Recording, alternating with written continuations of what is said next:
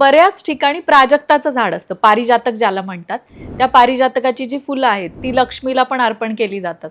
तर हे पारिजातक असेल घराच्या अवतीभोवती तर त्याचे कसे रिझल्ट? सुंदर आहे. श्री सुक्तामध्ये एक सांगितलेलं आहे, कदंबम प्रिये लक्ष्मी पारिवृक्षो वा प्रधित्नने लक्ष्मी तोसम सिद्धय इंद्र वरुण शोभते कला कुसर जागृती तमम लोके सुगतते ऐश्वम धनम सर्वम रूपे जनार्दनी नमोस्तुते. म्हणजे कदंब वृक्ष प्रिय आणि पाररक्षिते म्हणजे पारिजातकाचा, तिला पारिरक्षते म्हणतात.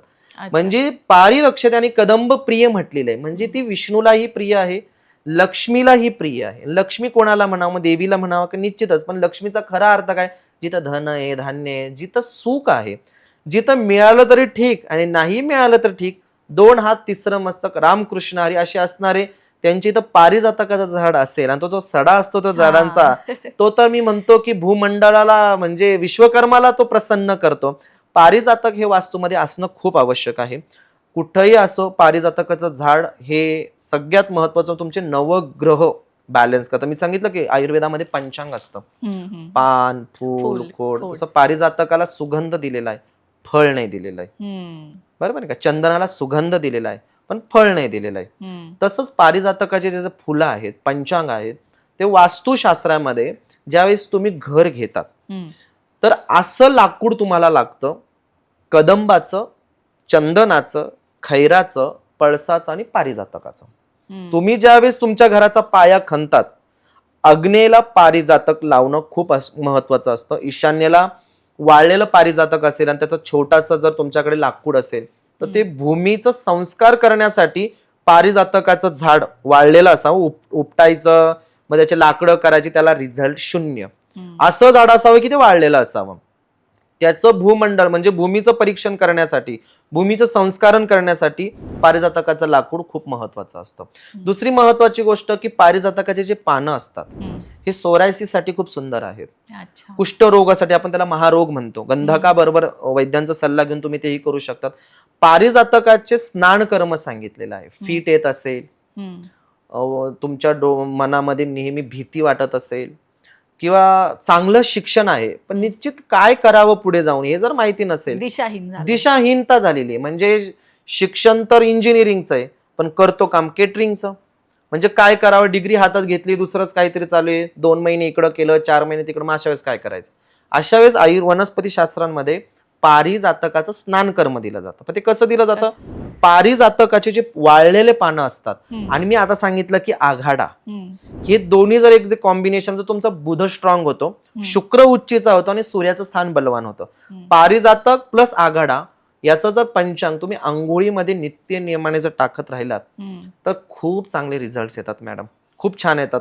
आणि म्हणून पारिजातक आयुर्वेदाहीत महत्वाचं आहे.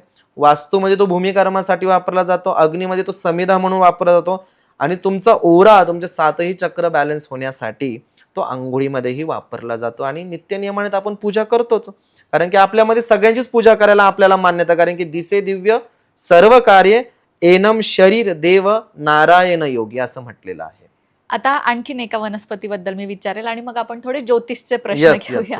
एक म्हणजे लाजाळूचं झाड, ज्याला टच मी नॉट प्लांट म्हणतात. तर त्याच्याबद्दल असं ऐकलंय की त्याच्या बिया ज्या आहेत त्या लक्ष्मीपूजनात सुद्धा वापराव्या आणि ते पण रोप जर असेल आपल्या घरात आजूबाजूला तर त्यांनी सुद्धा आर्थिक संपन्नता येते. तर मग हे कितपत? निश्चितच वनस्पती शास्त्रांमध्ये ना प्रत्येक देवताची पोटली सांगितली. आपण ऐकलं असेल की लक्ष्मी पूजनाच्या बऱ्याचशा पोटल्या विकल्या जातात. कुबेर पोटली, आमच्याकडे इंद्र पोटली म्हणतात त्याला. इंद्राची पोटली कशी करावी? लाजाळू वनस्पतीचे सगळ्यात 5 फायदे आहेत. तो आकर्षणाचा केंद्रबिंदू वनस्पती आहे. जे जे तुम्ही मनामध्ये ठेवतात शुद्ध भावनेने, की असं म्हणत नाही की 1 कोटी रुपये मिळू दे, 2 कोटी रुपये मिळू दे, उद्याच लग्न होते, असं नाही. आपण जे आपल्याला मानसिक ज्या गोष्टींची गरज आहे त्या जर आपण मोकळ्या मनाने जर ह्या हाताने किंवा ह्या बोटाने जर त्याला स्पर्श केला आणि मनामध्ये ओम इंद्राय नमाचा जर जाप केला तर ती गोष्ट हळुवारपणे आपल्याला मिळते. हा अट्रॅक्शन ऑफ लॉ आपण ज्याला म्हणतो ना, त्याचा हा सिद्धांत आहे की आपण म्हणतो ना की जे मनात आलं ते होतं. पण ही वनस्पती आपल्याला लॉ ऑफ अट्रॅक्शन जी आहे आपल्याला खूप मदत करते मॅडम. ही नुसती हात लावायचो आणि ती आता आकुंचन पावते, आपल्याला खूप आनंद वाटला, पण तिच्या मागे सायन्स आहे, तिच्या मागे विज्ञान आहे, तिच्या मागे आयुर्वेद आहे. दुसरी महत्वाची गोष्ट की इंद्राची एक पोटली सांगितलेली आहे. बऱ्याच वेळेस लक्ष्मीची पोटली असते, कुबेराची पोटली असते, मग इंद्राची का? देवांचे ते राजे आहेत. इंद्र म्हणजे अधिकार पद, आणि इंद्र म्हणजे पूर्व दिशेचे मालक. पूर्व दिशेचे मालक जो आपल्यावर भारी झाला वास्तूमध्ये, त्याला अधिकार पद खूप चांगलं मिळतं. मग या वनस्पतीचा उपयोग काय?